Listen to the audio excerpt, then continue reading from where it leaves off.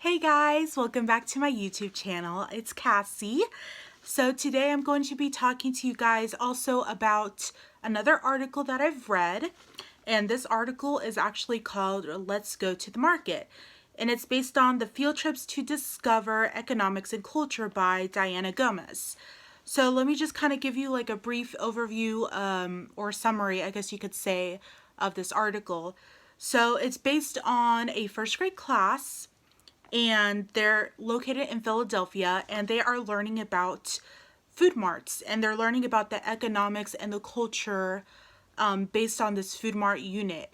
And this one particular first grade teacher wanted to kind of give like a breakdown and a timeline of how to implement economics and culture into her classroom with using this great unit on Food Mart. And not only is it just based on food marts, she talks about like where the food comes from, how it's transported, the culture behind it, the religion behind it, and it just kind of gets deeper and deeper into that unit. And so she really just kind of discusses the importance and the significance of this unit.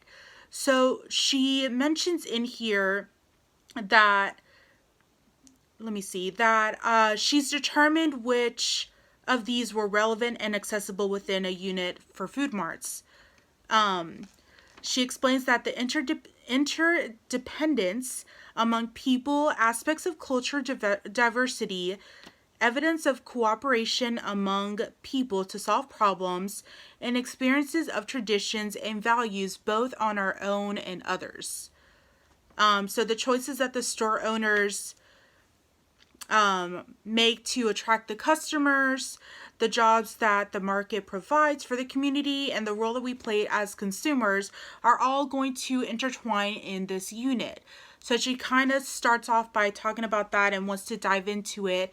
And she also mentions how she doesn't want to, well, not that she doesn't want to, but she deviates from the timeline a little bit, which is okay, as long as it kind of gives you like an idea of what you're going to discuss with your students. And she actually starts off by seeing what the students know, asking them questions or seeing what their kind of questions are, and things like that. And so what she wants to actually do is take her students on several field trips, which I think is such an amazing idea. What student doesn't want to go on a field trip? And a lot of the students probably have been on field trips similar to this, just to local food marts, which is one of the places that she's going to take them to. So when she first discusses food marts, she ends up talking about how we get our produce. Like, how do we get our plants? Where do we get our vegetables from and our fruit? Where does it come from? Because a lot of students just think, oh, it's already here in my house, or, oh, I get it from the grocery store. But in reality, students don't understand that it comes from another place, and then before that it comes from another place. And so you kind of want to dive into this unit and take little lessons here and there and slowly discuss it with them so that they fully have that understanding and that comprehension and knowledge behind that. So one of the places that she took her students to was a farmer's market. And, before they went, the students were discussing what are the things that they would see at the farmer's market? What do they expect? What would they like to learn? And things like that. Before they went ahead and went to the farmer's market. So they go to the farmer's market. Some of the students were, picking string beans, and they had it weighed. They had it weighed for a price, and then they were able to put it in a bag and this and that. And so they got to like kind of have some real life experience with the farmer from the farmer's market. And so whenever they came back from their trip, she wanted to further discuss with them, okay, what was so special about this farmer's market? Is there anything that you expected or didn't expect? And some of the students were actually quite surprised that they didn't see any farm animals. There was no horses, no pigs, no goats. And then the farmer didn't look like a farmer to them. And a lot of times they're not going to look like, the farmers that you see in the children's books or in the movies. And a lot of farms don't have the big red barn or farm animals. This particular farm was just for plants and produce and fruits. And so that was different for them to experience, and she wanted them to gain that knowledge and for them to actually comprehend, oh, this is not what I thought it was, and them to actually see this is different, this is what it looks like probably in reality, was a really good really good observations that they made. And so I thought that was wonderful. Some students might need some more evidence. There was this one particular student who said that she was still questioning, like, well, how do the farmers pick the string beans? And it was interesting for her to ask that, since she was one of the ones that actually picked it herself. So some students might need a little bit more evidence or a little bit more examples, or, trying to figure out that she actually did it herself, and so she knows already. But they don't understand that they already know the answer to it, but they still question it. Whereas another student might actually already understand that. Another thing that students have a lot of questions on are the tools for the jobs that they use. What do the farmers use to cut the plants? What do they, some of the things that they use, not just for farmers, but any adult job, any adults that use certain tools. Children are just so fascinated by it. So you want to have another discussion with that as well, with the different things that they use. Another thing that you want to discuss with the students is how the food travels. So a lot of students, like I said before, they assume that, oh, I just get at the grocery store and then it travels to my house. It travels by car, which is a very good observation. They know, like, okay, well, I had to drive in the car with mom to drop off the food at my house, and that's how it got to my house. So that's the one thing that they're going to actually understand, is like, oh yeah, we took our car to the to Walmart or to Whole Foods and we dropped it off here, and that's how we got our food. But what this one first grade teacher did is she told her students, go home, find one or two items from your fridge or your pantry somewhere, preferably like produce or fruit, and figure out where this food came from. And then they were going to come back that next day. They were going to use like a world map, like online, to see where these foods came from, so the students could understand how far they traveled. So like one of the items in here was a kiwi. So a kiwi traveled from New Zealand. So she went online on the world map to show the student how far New Zealand was from Philadelphia. And New Zealand was over 8,000 miles. So that really, like, it was mind-blowing for the students. And so they just couldn't believe how far, food travel. And then they realized that, from New Zealand to Philadelphia, how many different transportations did this kiwi need? Like the kiwi needed to travel either on a ship or by airplane or by train, truck distributions, to the centers, to the stores, to your car, and then to your home. And so it's just like a lot of different steps to understanding the economics behind food and Food Mart. And so after that, so she was able to take them on multiple field trips. So some of the other field trips she made was like a Chinese mart, a Korean mart, and an Indian mart. So when she took her kids on this trip, she wanted them to understand, look at these different food marts. How is this different from the one you go to? What do they have more of? What do they have less of? What do they have none of? What do you see here that you don't normally see at your food mart? So, and then you can come back and even compare or contrast these two marts. So example, the Chinese mart and the Korean mart sell these large bags of rice. And the students were able to, realize that and, discuss that. Like, we don't get those really large bags of rice like at H-E-B or Walmart or Whole Foods or Target. We just get like the normal small sizes, right? And so the students were able to understand that in the Chinese food marts, they sell a lot of what they normally eat. So they eat a lot of rice. Other things that they normally, that they saw at the Chinese mart or the Korean mart was all the fish. They had a lot of seafood, different types of seafood. And the reason why they had different types of seafood. So again, whenever they went back and discussed this in class, she went back on that globe, back on that map online, and she showed them where Korea and where China was mapped.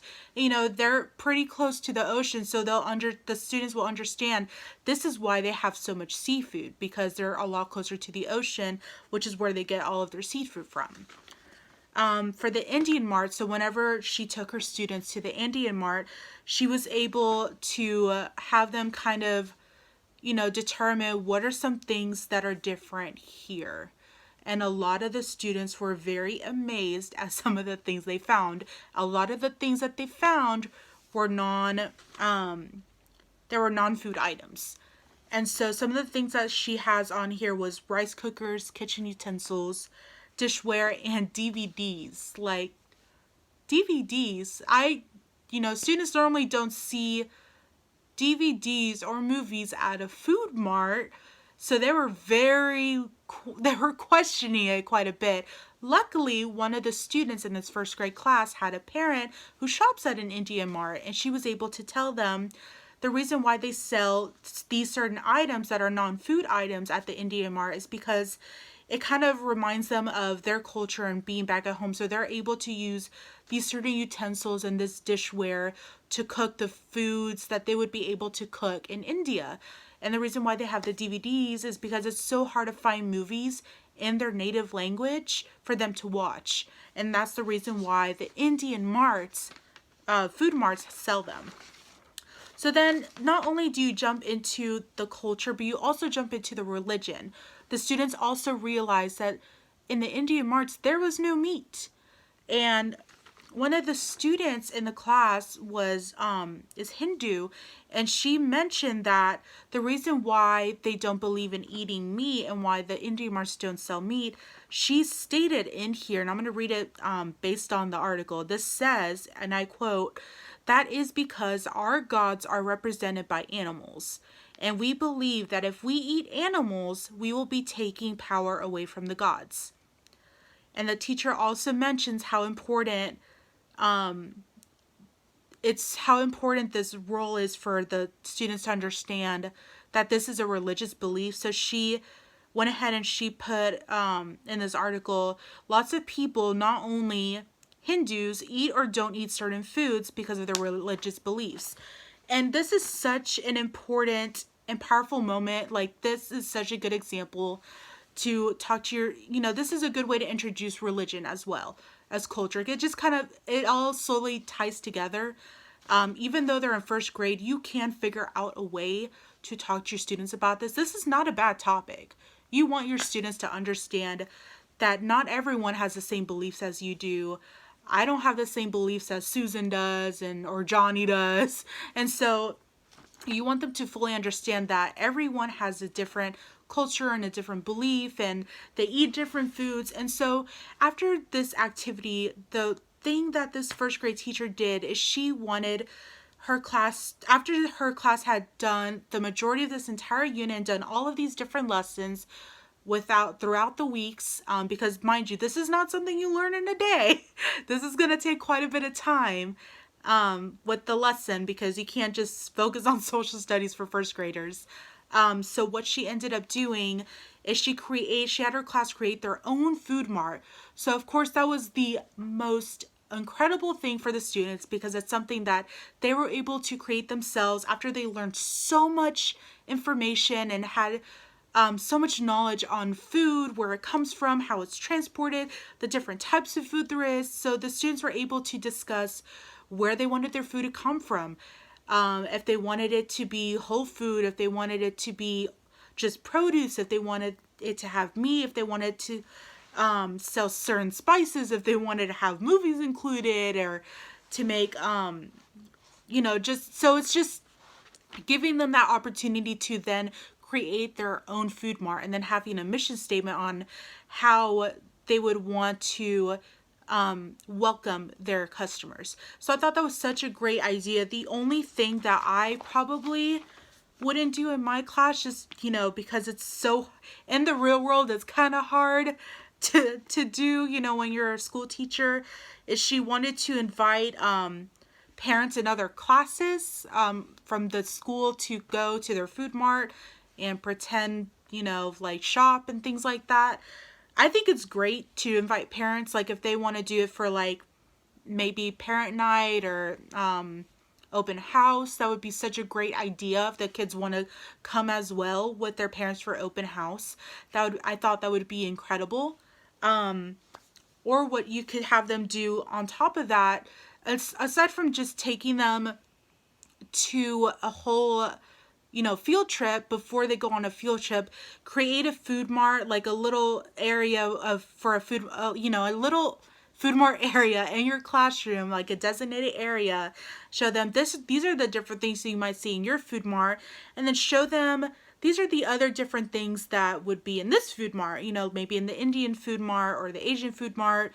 And then later on, what you could also do is have the class, because they learned all about the culture and religion, maybe later on within that unit also have each student go home or like sign up for a completely different culture and have them make or bake or something, you know, any type of food that is not within their culture, and just have a list, you know, down, and, you know, make sure it doesn't conflict with anyone else. Maybe someone's bringing the same thing, so that's why you make a list, so there's no conflict. Have them bring that the next week, and then you can have like a full day of trying different foods from different places and have them learn a little bit about it. Like maybe give them like a little project, make it kind of like a project out of it, and say, hey, maybe have your student do a little bit more research, maybe have like a poster that they could describe the kind of food it is, where it comes from, maybe when it was first created or first made, and things like that. It just gives students a little bit more knowledge and background on the different foods there are out there and the culture behind it. So I do really love this article because it really dives deep into the economics and culture with food, with the food marts. And I just thought it was such a great article. If you guys have never heard of this article, you see a little bit of my highlighting sections in here. But this is called Let's Go to the Market, and it's by Diana Gomez. So thank you so much for watching this YouTube channel again. Bye-bye.